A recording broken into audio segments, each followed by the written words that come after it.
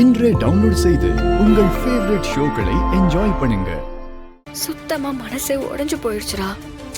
ஓடு பாத்துக்கலாம். டேய், என்ன எப்ப பார்த்தாலும் பாத்துக்கலாம்னு சொல்லிட்டு என் அக்காவும் தங்கச்சி எவ்வளவு பிரஷரா இருக்காங்க தெரியுமா?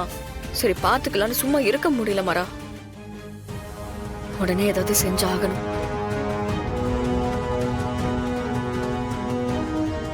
மரா, உன்கிட்ட தான் பேசிட்டு இருக்க, அமைதியா நிக்கிற. டேய், இது கண்மணி வயித்துல இருக்கிற குழந்தைக்குமே ஆபத்துடா. இப்படியே அவ டென்ஷன் ஆயிட்டே இருந்தா குழந்தை ஆரோக்கியமா இருக்குமாடா? எனக்கும் புரியல.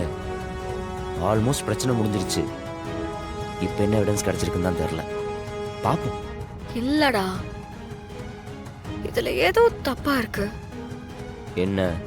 நாங்க விஜய கொல்லல. அதான் தெரியுமே. அப்போ விஜய கொன்னது யாரு?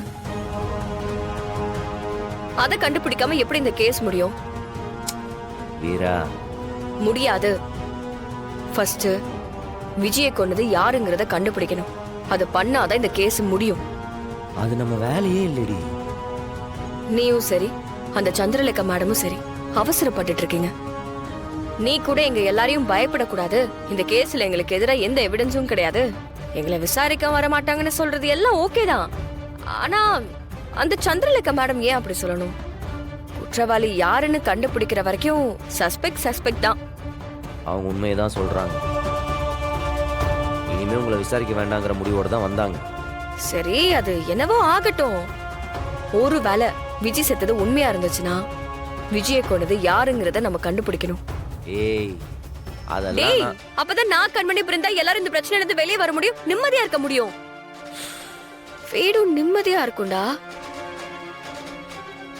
முதல்ல விஜய கடத்தினதா சொன்ன ஆளோட அடையாளமும், ஆந்தோப்புல பாடியை தூக்கி போட்டுட்டு போனான்னு சொன்ன அடையாளமும் ஒண்ணுதான். ஒரே அடையாளம், தாடி வச்சிருப்பான். இதுதான் காமன் அடையாளம். அதை வச்சு சீக்கிரமா நம்ம அவனை கண்டுபிடிக்கணும். யார? உயரமா தாடி வச்சிருக்கிறவங்க எவ்வளவோ பேர் இருப்பாங்க. நடக்கிற கதையை பேசு. மரா, உண்மை நமக்கு ரொம்ப பக்கத்துல தாண்டா இருக்கு. நம்ம கண்ணை மறைக்காம இருந்தா சரி. புரியல. விஜய் யார் வேணாலும் கொண்டிருக்கலாம், ஆனா அவங்க ஏன் நம்மள பழி வாங்கணும்?